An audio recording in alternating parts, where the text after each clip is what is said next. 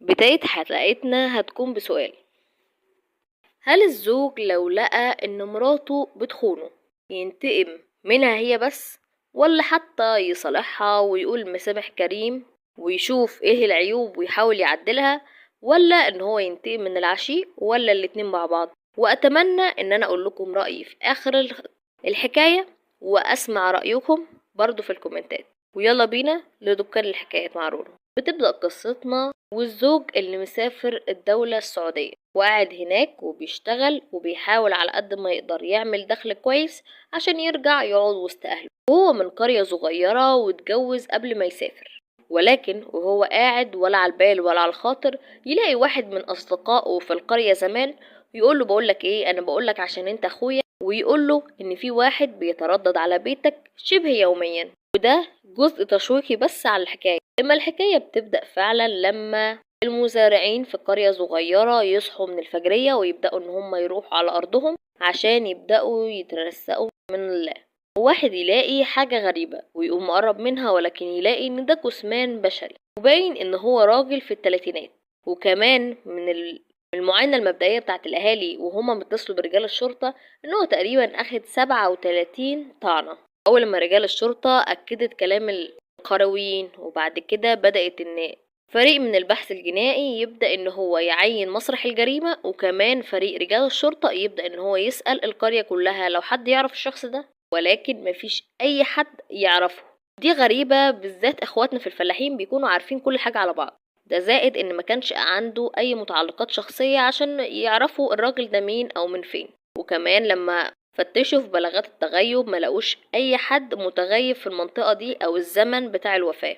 في الوقت ده رجال البحث الجنائي وهم بيعينوا مسرح الجريمة بدأوا ان هم يلاقوا فردة كوتشي، وكانت بمقاس 47. واما قاسوا رجل المتوفي هو نفس المقاس. بعد كده بدأوا يمسكوا المقاس اللي كان كبير ومميز، فعشان كده يروحوا للقرية وللقرية اللي جنبها كمان وعلى كل المحلات الأحذية، ويبدأوا فعلا يلاقوا واحد بيبيع المقاسات الكبيرة دي. هما يسألوه: مين اللي كان بياخد منك المقاسات دي؟ يقول: بصراحة المقاس ده بالذات ما كانش بيطلع غير لواحد بس وهو تاجر فراخ. عشان بعد كده يبدأوا يعرفوا كل المعلومات على تاجر الفراخ ده، وان هو من قرية اسمها قرية ابو مناع. فبدأوا بعد كده يروحوا لبيت الراجل ده اللي هو تاجر الفراخ واللي اسمه ناصر. بدأوا يروحوا لعيلته ويقولوا له: هو ناصر مش غايب ولا بقاله كتير؟ اصلا انا عايزه في مصلحة. ولكن اهله قالوا له: لا، هو متعود ان هو دايما يكون مشتغل او يسافر من محافظة للتانية، لانه تاجر فراخ وكل شوية لا اما يبيع الجزء اللي معاه لا اما يشتري تاني، وحياته كلها سفر وكمان بيع وشراء عشان يكون مستقبله. لكن الاخ بقى قال معلومة هي ممكن تكون اول الخيط في القضية، لما قال ان هو اخر حاجة رايحها عند بيت اهل خطيبته، هيروح يقابلهم شوية وبعد كده يطلع على سكة السفر على حياته. عشان كده رجال الشرطة عشان تفهم كل حاجة وحياة ناصر ده كانت ماشية ازاي راحوا على طول لأهل خطيبته، اللي لقوها ساعتها هي والخطيبة، والأب كان شغال في السعودية. وما قعدوا مع رجال الشرطة وبدأوا ان هما يسألوا على ناصر، يقولوا ان احنا اخر مرة فعلا جالنا ولكن في الميعاد الفلاني، لنفس الوقت ده اللي كان معترض تماما مع الوقت اللي قاله الأخ، وكان قبل كتير بالجريمة. ولكن هنا رجال الشرطة بدأت تشوف ان الأب اللي جاي من السعودية أجازة بس عايز يقول لهم حاجة ولكن متردد، فعشان كده يبدأ ان هو يقول لرجال الشرطة ان هو عايز يوديهم على اسم الشرطة على طول ومن غير كلام ولا كاني ولا ماني. واما قالوا ليه ممكن تقول لنا اي حاجة دلوقتي، ولكن هو قال لهم لما نوصل لاسم الشرطة. اول لما وصل هناك طلب ان هو يقابل رئيس المباحث، وقعد معاه وقال له: انا ان انهيت حياة ناصر. طبعا كل الناس اتفاجئت، انا اول مرة اشوف واحد جاي بيعترف على نفسه. هو قال له: انا عملت كده بغاية الدفاع عن شرفي لانه خني في ظهري. بدأ الراجل يحكي لرئيس المباحث ان هو اول ما لقى ان واحد صاحبه في القرية بدأ ان هو يبعت له ان في شخص بيتردد على البيت تقريبا كل يوم، وما بعت له صورة الشخص ده طلع خطيب بنته ناصر تاجر الفراخ الكسيب، ولكن كان بيتردد في اوقات غريبة زي نص الليل او حتى لما البيت كله يكون فاضي. فعشان كده بدأت اقلق وعلى طول سافرت وصفيت كل اعمالي في السعودية ونزلت على مصر ورحت مسكت بنتي من شعرها وقعدت اقعد معاها عشان اعرف ايه علاقتها بناصر ده، ولكن هي قالت لي ان علاقتهم علاقة عادية جدا.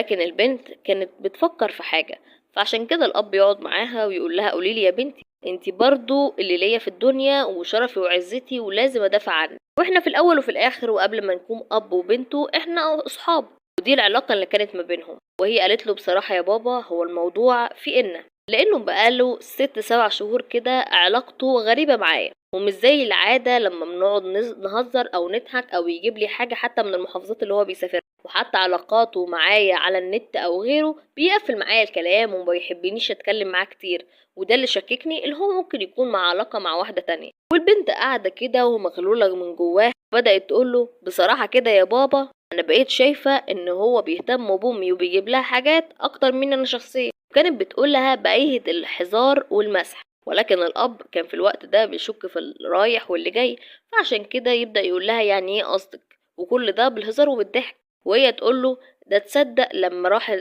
اسماعيلية راح جاب لها قفص مانجا، وما قلت له عايزه اخد مانجايه واحده بس قال لي لا كلها لست الكل، والموضوع زاد هي حماته ولكن انا خطيبته برضه. والبنت كانت بتتكلم بعدم درايه قدام ابوها على المواقف اللي كانت بتحصل وهو مش موجود، ولكن الاب يبدأ ان هو عايز يعرف اكتر عن المعاملة دي لانه حاسس ان في حاجة غلط، ويبدأ التحقيق الداخلي ينتقل للام. بدأ هنا الزوج عارف نقطة ضعف مراته هي الفلوس، وان هو يتجوز واحدة تانية، وبدأ يقول لها انا عايز اعرف ايه علاقتك بخطيب بنتي، ولكن هي قالت له يا راجل ايه الجنون اللي انت بتقوله ده، مستحيل يبقى في حاجة. وبدأت ان هي تصر على ان فيها، راح قال لها براحتك، انا كده كده لو انتي ما قلتليش اللي فيها او ما قلتليش ايه العلاقه اللي ما بينكم حتى لو كانت حما لجوز بنتها، انا ممكن اروح اتجوز واحده تانية، اصلا في واحده انا حاطط عيني عليها في السعوديه وممكن اتجوزها وهي قابله بيا. وبدأ بقى يرمي لها كلمات زي ان هو هيشتري لها ذهب وهيشتري لها شقه، وبدأت ان هي تضغط اكتر وان هو هيطلقها قريب بقى عشان مصاريفه كده وياخد بنته ويجوزها كمان لواحد تاني. بدأ بعد كل الضغط ده الام قالت له هقول لك كل حاجه بيني وبينه، ولكن والله الحق مش عليا من اولها كده. وبدأ ان هو تاخدهم في مكان ويبدأ يحكي لها كل حاجة، وتقول ان الحكاية بدأت من 6 7 شهور فاتوا لما الراجل ده بدأ تقريبا يجيلنا كل جمعة عشان يقابل بنتي اللي هي خطيبته، ولكن بدأ ان هو يقعد معايا ويشكيلي منها ان هي ما بترضاش يعني لمس الايد او الكلام ده يعني بتاع الخطاب. بدأ يبقى فيه علاقة صحابية عشان يعني الخطوبة ما تتدمرش، وده هي اللي كانت من وجهة نظرها. وبعد كده في يوم من الأيام بنتها كانت بره وناصر جه، وهو كانت بنتها عايزة تفشكل الخطوبة. ناصر جه عشان يتكلم مع البنت ولكن هو ملقاهاش، ولقى امها وهي امها بمنتهى النرفزة تقول له اطلع بره ده انا هرمي لك الدهب في وشك، هي البنت خلاص ما بقتش عايزاك. وكل الاحداث دي الاب ما يعرفش عنها حاجة، ولكن هو هنا دفعها وبعد كده قفل الباب بالغصب وبدأ ان هو يتعدى عليها، وكمان صورها في اوضاع مش مظبوطة عشان بعد كده يقول لها ان بنتك ترجع في القرار ده وتبدأي ان هي تعدليها، وانا مش هفسخ خطوبة حاجة، وانت كمان هتعملي زي ما انا عايز كل يوم وزي ما انا عايز وبريد. طبعا الزوج هنا قاعد بيسمع من زوجته افلام ويبدأ ان هو مش مصدق ان كل ده حصل وهو مش موجود ولا على دراية بالموضوع، فعشان كده يبدأ ان هو يسمع منها لحد الاخر ان هو فضل يستغلها. فعشان كده يقعد شهر كامل بيخطط في الخطة التمام اللي هتجيب شرفه وعرضه اللي الراجل انتهكهم. فعشان كده يتصل بناصر، هو انت مش هتيجي ولا ايه، ده انا اول مرة انزل البلد اجازة طويلة. والراجل قال له انا فعلا جاي لك يا حماية، وفعلا على طول جه وشربوا شاي، وبعد كده قال له ايه رأيك بس توصلني حتة مشوار كده معاك وانت ماشي، وكان مخبي آلة حادة في هدومه. واول لما راحوا عند الزراعات كده بدأ ان هو يطعنه اكتر من طعنة في ظهره، وبعد كده اول ما لف عشان يشوف الطعنة دي جايله منين بدأ ان هو يطعنه في صدره وكمان في وشه، لحد ما الملامح بتاعته خلاص خلصت مبقتش واضحة وهو توفى. وهو الراجل بيقول ان انا جبت شرفي وعرضي من اول وجديد. سابوه في مكانه وبعد كده رجعوا وقالوا للزوجة وكمان البنت ان هما انهوا حياة ناصر. فضلوا متكتمين عن الموضوع ومحدش عارف هو مين ولا هما قالوا حد، لحد ما الشرطة كشفت الحوار. وبعد كده تعرضوا للمحكمة، وبعد ما مثلوا الجريمة كمان اتحكم عليهم بالإعدام وإن هما يتحولوا أوراقهم لفضيلة المفتي. سؤالي هنا ليكم بقى، واللي طالبة برضو منه إجابتكم، هل الزوجة هنا ضحية أم جاني؟ وكمان الزوج ضحية أم جاني؟ وكمان ناصر؟ كلهم تقريبا مشاركين في الجريمة بقدر واحد، من أول الزوج اللي فكر نفسه إن هو لسه في عالم الأدغال واللي هو ملك الغابة وما حطش الشرطة في وقته، أو إن هي ممكن تجيب له قانونه وحقه وتلات ارباع كمان، والزوجة اللي وربت الباب اصلا لما الراجل جه وما راحتش صرحت جوزها ان هي في واحد بيتم استغلالها بسببه، ولا حتى البنت الصغيرة اللي هي خطيبة الولد لما شافته ان هو بيتقرب من امها كده ما وقفتوش عند حدها او حتى طلعته برا البيت، لا هي كانت متضايقة ان هو بيجيب لها بس وما بيجيبليش ليها هي، يعني بيفضل امها عنها مش اكتر، وان هي مش كانتش مديه اخوانه قوي. ولا ناصر ده اللي بقى كل حاجة عنده مباحة لمجرد ان هو استخدم رجولته والقوة اللي ربنا مديها له مش اكتر. حقيقي مش عارفة اقول